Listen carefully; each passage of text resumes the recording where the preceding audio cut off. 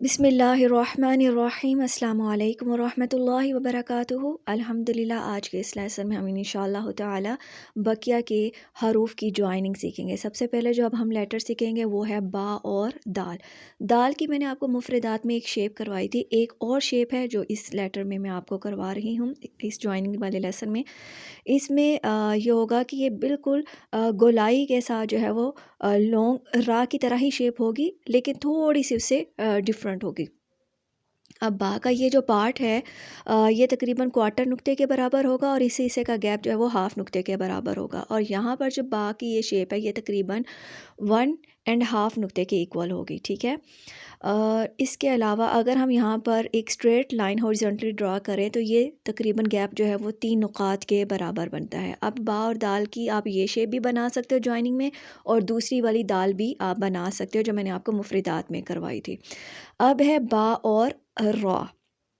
बा सेम उसी तरह, और रा की जो मैंने आपको शेप करवाई थी ये बिल्कुल सेम जो है वो शेप होगी। अच्छा, रॉ की शेप और सीन जो कशिश वाली शेप है जब जिसे हम लॉन्ग करते हैं सेम है, अगर आप उसको गौर से देखें तो बस ये कि उसकी लेंथ जो है वो ज़्यादा हो जाती है, ठीक है। अब इसमें बा का ये जो पार्ट है ये बनता है तकरीबन 2 नुकात के बराबर। हमने इसको हॉरिजॉन्टली लंबा करना है, और ये वाला जो हिस्सा है 2.5 नुक्ते के बराबर बनता है या 3 नुकात के बराबर बनता है, ठीक है। अब बाकी अब है जो लेटर हम करेंगे वो है बा और सीन। अच्छा, बा आपने अगर ड्रा करनी हो, हम ये वाली भी ड्रा कर सकते हैं जो अभी मैंने सीन के साथ जॉइन कर रही हूँ, और बाकी ये शेप जो मैंने दाल और रा के साथ बनाई है ये भी ड्रा की। जैसे ये कंपोजिशन के अकॉर्डिंग डिसाइड करना होता है कि कौन सी किसके साथ सूट करेगी, ठीक है। अच्छा, सीन में जो आपकी मिस्टेक आ रही है ना, वो मिस्टेक ये है कि आप जो सीन के शोशे जब मिलाते हो तो वो शोशे आप लोग बिल्कुल उर्दू की तरह बनाते हो कि दरमियान में गैप दे। यहाँ पर दीवानी में, ख़त दीवानी में गैप नहीं होता, बिल्कुल स्ट्रेट लाइन होती है शोशों की। 3 जो शोशे हैं सीन और शीन के, ठीक है। और दरमियान में जो सीन का जो गोल पार्ट है ये 2 नुकात के बराबर होता है, और ऊपर से जो है वो 1.5 नुक्ते के बराबर होता है। और ये वाला जो पार्ट है ये हमारा बनता है 1 और आधे नुक्ते के बराबर। और जो ये वाला हिस्सा है सीन के, ये जो पहला शोशा है ये जज़्म के बराबर होगा। दूसरा शोशा जो है वो हाफ नुक्ते के बराबर होगा, ठीक है। और तीसरा शोशा जो है ये उसका दरमियान में जो गैप होगा वो 1 नुक्ते के बराबर होगा। और मैंने आपको बताया था ख़त दीवानी में कभी भी जो शेप है वो सीधी नहीं होती, ये ऊपर से नीचे की जानिब टिल्टेड होती है, और इसका झुकाव जो है वो लेफ़्ट जानिब होता है। अच्छा, अब इसके बाद हम करेंगे इंशाअल्लाह ताला बा। ये मैंने आपको बताया कि बा की आपने ये शेप जो है वो अपनी कंपोजिशन के अकॉर्डिंग डिसाइड करनी होती है। अभी जो लेटर हम कर रहे हैं वो बा और सौद है। सौद में जो है ये हिस्सा बिल्कुल थिन लाइन होती है, और इसकी भी शेप जो है वो ऊपर की जानिब उठी होती है। ये बिल्कुल स्ट्रेट हॉरिजॉन्टल लाइन के ऊपर नहीं आती, बल्कि ये टिल्टेड होती है। यहाँ पर जो है एक कॉर्नर हमने बनाना होता है, हमने इसको गोल नहीं करना, कॉर्नर बनाना है, नोकदार बनाना होता है। और सेम जिस तरह हमने सीन को नीचे से जॉइन किया था सोशे को, इसी तरह यहाँ पर स्वाद को भी हम जॉइन करेंगे, ठीक है। हमेशा ये जो याद रखिएगा कि बा का और साथ का जब हम जॉइन कर रहे होंगे या किसी भी शेप को हम जॉइन कर रहे होंगे तो बिल्कुल पहला हिस्सा थिन होगा, दरमियान में जो वो थिक होगा, फिर बारीक हो जाएगा। अब साथ के साथ अगर दाँत का नुक्ता है तो हम दाँत का नुक्ता यहाँ पर भी लगा सकते हैं, ठीक है। तो ये दोनों शेप बन गई। 2 नुकात के इक्वल जो है वो लेंथ होती है, और 2 नुकात के इक्वल ही हमने हॉरिजॉन्टली गैप रखना होता है बा और साथ का। और दाँत का मैंने आपको नुक्ता बता दिया है कि दाँत का नुक्ता साइड पर भी लगाया जा सकता है, और उसके स्वाद की वो जो शेप है उसके ऊपर भी लगाया जा सकता है, ठीक है। और ये वाला स्वाद का ये वाला पार्ट जो है 2 नुकात के इक्वल ही जो है वो हमने लॉन्ग करना होता है, और दरमियान में जो गैप है वो 1 नुक्ते के बराबर होगा। अब है बा और तो। बाकी ये शेप जो है हम तकरीबन अलिफ की शेप की तरह ही बनाते हैं जो मैंने आपने स्टार्ट में आपको बताई थी, ठीक है। तो का पहला वाला पार्ट जो है बिल्कुल स्वाद की तरह ही होता है, और ये भी उसी तरह उठा हुआ गा। अब इसको शेप को गौर से देखिए, कॉर्नर हमने बनाया, नोकदार बनाया स्वाद का ये पार्ट जो है तो का। जब हम उसे ऊपर से नीचे की जानिब लेकर आते हैं, यहाँ पर हम ट्राइंगल की तरह ये शेप बनाते हैं, कॉर्नर इसका बनाते हैं। अब तो में आप लोगों की क्या मिस्टेक आ रही है, आप बिल्कुल स्ट्रेट लाइन जैसे उर्दू में बनाते हैं आप वैसे नहीं, ये स्ट्रेट नहीं है बिल्कुल। अलिफ का जो मैंने आपको पार्ट फर्स्ट करवाया था ये वैसा शेप है, ठीक है, टिल्टेड होगा जज्म के बराबर। गोलाई इसकी जो है ये दो नुकात की इक्वल होती है। और इसी तरह यहाँ पर ये जो पार्ट है ये 2.5 नुक्ते के बराबर हमने लॉन्ग करना होता है, और ये बाकी जो ये शेप है ये तकरीबन 1.5 नुक्ते के इक्वल होगी। सेम इसी तरह बा और तौ का यहाँ पर जो गैप है ये 1.5 नुक्ता जो है वो ऊंची होगी बेस लाइन से, ठीक है। अब बेस लाइन का भी आप लोगों को बता देती हूँ, जो हम जैसे उर्दू की कॉपी में लाइंस लगी होती ना उसको हम उन लाइन को हम बेस लाइन कहते हैं। तो बेस लाइन के ऊपर और नीचे हरूफ कैसे होंगे, ये मैंने जो बताया कि 1.5 नुक्ता ऊपर होगा, तो ये एक्चुअल में बेस लाइन से बा और तौ जो है वो 1.5 नुक्ता ऊंची होगी। अब हम जो करेंगे वो है बा और सीन, लेकिन सीन कशिश वाली करेंगे, यानी जो लॉन्ग मैंने आपको सीन शीन करवाई थी ये वो होगा।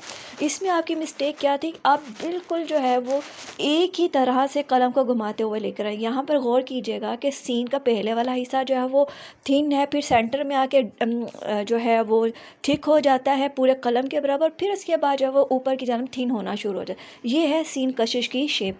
अब सीन और नून सौद कौफ और ये सारी शेप जो है वो सेम है जैसे मैंने आपको पहले बताया था। तो अब इसमें हम जो है सीन का ये वाला हिस्सा जो है हम लॉन्ग ऊपर की जानब भी कर सकते हैं, बिल्कुल फ्लोरल लाइन की तरह थिन करते हुए। ये जो मैंने सीन की शेप आपको करवाई थी कशिश की, सेम उसी तरह ही करनी है, ठीक है। उतना ही गैप के साथ ये वाला पार्ट 1.5 नुक्ता, ये 2 नुकात के बराबर, यहाँ पे 1.5 नुक्ते के बराबर, ये भी इसी तरह लेंथ जो है वो 2 नुकात के बराबर होगी, ठीक है, बेस लाइन से। अब यहाँ पर जो ये गैप है, जितनी मैंने आपको शेप करवाई थी पहले, ये सेम वैसे ही शेप जो है वो 7 नुकात के बराबर होगी, ठीक है। और ये बिल्कुल सीधी नहीं है, ये ऊपर से नीचे की जानब लेफ़्ट और राइट आ रही होती है, ये चीज़ आपने ख्याल रखना है। अब जो शेप हम करेंगे वो है बा माजरत बा और काफ। अच्छा, काफ की 3 शेप्स हैं, ठीक है। एक मैंने आपको पहले करवाई है, हम बा को काफ के साथ उस तरह से भी जोड़ सकते हैं। अब ये सेकंड शेप है, बिल्कुल जो मैंने बा की शेप करवाई है ये उसी तरह काफ की शेप भी बनाई जा सकती है, यानी जैसे हम बा बनाते हैं, बाबा मैंने आपको करवाया था, तो सेम बा और काफ कर सकते हैं। लेकिन फ़र्क क्या होगा कि यहाँ पर हम उसका जो है वो एक लाइन जो हम काफ की ड्रा करते हैं ऊपर, वो हम यहाँ पर ड्रा कर देंगे, जैसे ये मैं यहाँ पर ड्रा कर रही हूँ, ठीक है। ये सेकंड शेप होगी, यानी एक वो शेप जो मैंने आप लोगों को मुफरदात में करवाई थी, और एक ये बिल्कुल बा की तरह। यहाँ पर हम एक हमज़ा भी लगा सकते हैं, हमज़ा भी लगाई जा सकती है और ऊपर लाइन भी ड्रा की जाती है, दोनों में से कोई एक भी किया जा सकता है, ठीक है। बाकी शेप वही बाकी ही है। यहाँ पर गैप उसी तरह क्वार्टर नुक्ते के बराबर, और ये वाला जो है 3.5 नुक्ते के बराबर होगा, ऊपर की जानिब उठी होगी बेस लाइन से, ठीक है। जैसे बाकी शेप जो थी जितने नुकात की मैंने आपको करवाई थी, सेम उसी तरह आपने काफ की जो ये शेप है उतने नुकात तक लंबा इसको खींचना है। अब काफ की थर्ड शेप मैंने आपको बताया है कि काफ की हम 3 शेप जो हैं वो ड्रा कर सकते हैं ख़ते दीवानी में। अब ये देखिए बा और काफ की ये शेप है, बिल्कुल जैसे हम लाम अलिफ ला की मैंने आप लोगों को शेप करवाई थी ना, तो ये सेम उसी तरह यहाँ काफ की ये थर्ड शेप भी जो है वो ड्रा कर सकते हैं, ठीक है। अब इसमें क्या फ़र्क होगा कि यहाँ पर इस जगह पर सेंटर में हम हमज़ा लगा देंगे काफ की, तो ये बा और काफ हो जाएगी। अब इसका गैप किस तरह से होगा, मेजरमेंट ये जो है 2 नुकात के बराबर होगा, और ये वाला जो पोर्शन है ये यहाँ पर जो गैप हम रखेंगे, ये अगर हम स्ट्रेट लाइन यहाँ पर ड्रा करें इस जगह पर, तो ये बनते हैं तकरीबन 3 नुक्ते, ठीक है। ये 3 नुक्ते तक हमने ये टिल्ट करना है राइट साइड पर काफ की इसकी शेप, और ये उसी तरह क्वार्टर नुक्ते के बराबर। ये हो गई बा और काफ। तो ये बा और काफ की 3 शेप्स हैं, तीनों में से आप कोई सी भी ड्रा कर सकते हैं। अब है बा और आइन। अच्छा, आइन की भी एक ये शेप भी है जो मैंने आपको अभी करवा रही हूँ, यानी हम जैसे नॉर्मली हम आइन की जब इधर मिला रहे होते हैं किसी हरूफ के साथ, तो वैसे ही उसको लिखा जा सकता है। या फिर जो मैंने आइन की शुरू में शेप करवाई है ना, जो पहला पार्ट है, वो भी इस तरह ही ड्रा किया जा सकता है, ये भी किया जा सकता है। और आइन एज इट इज़ भी ड्रा की जा सकती है, जैसे मैंने आपको बताया बा के साथ। और ये उसी तरह 5 नुकात के बराबर होगी, ठीक है। और यहाँ पर जो आइन का गैप है,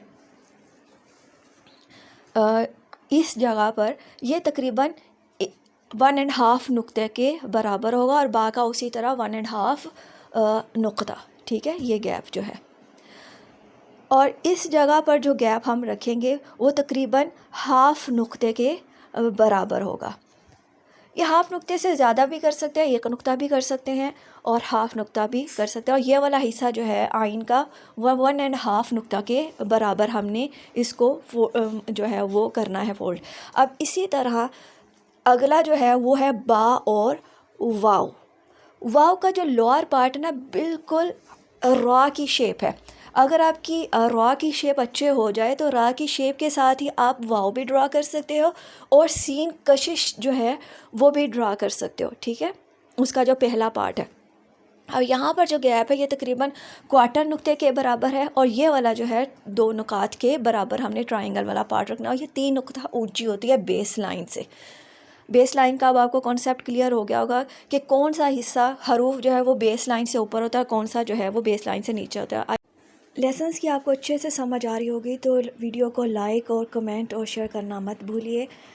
आई होप कि आपको आज के लेसन की समझ आ गई होगी। अस्सलाम वालेकुम रहमतुल्लाहि व बरकातुहू।